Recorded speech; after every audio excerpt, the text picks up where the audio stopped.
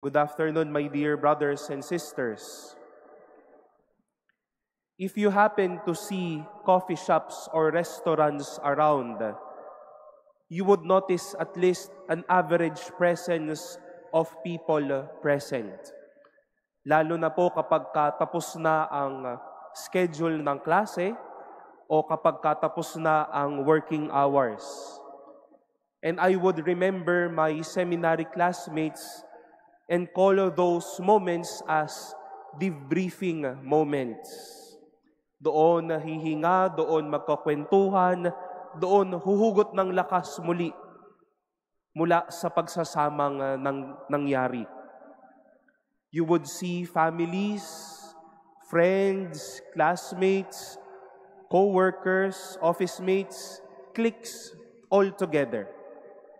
May kape, may pagkain, may kasama, equals bagong gana, bagong lakas, marahil bagong buhay.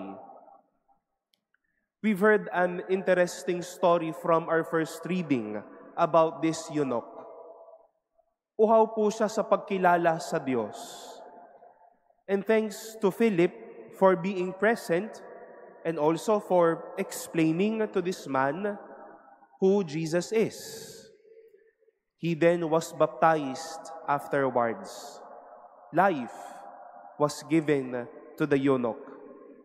May salita, may kasama, may inspirasyon, equals bagong buhay at masigasig na pananampalataya.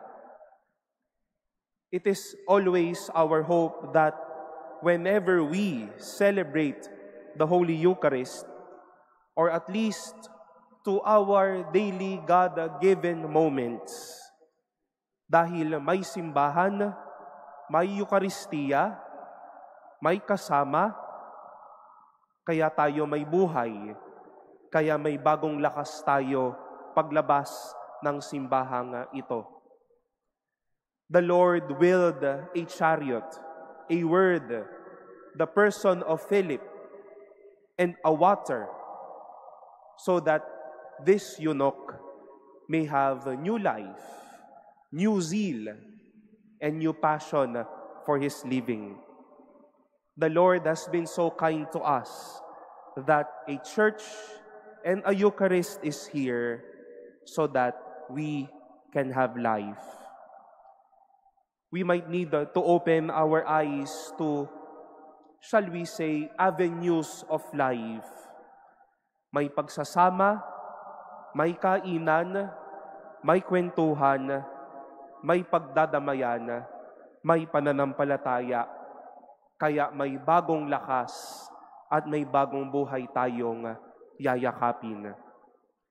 Pwede din po nating sabihin, may simbahan, may salita, may Eucharistia, may kasama, kaya may bagong buhay at bago tayong lakas. Value the many God-given moments, the God-given avenues of every day. May bagong araw, may Diyos, may biyaya, may kasama, may masarap, kaya masarap ang buhay, kaya laging may bagong buhay.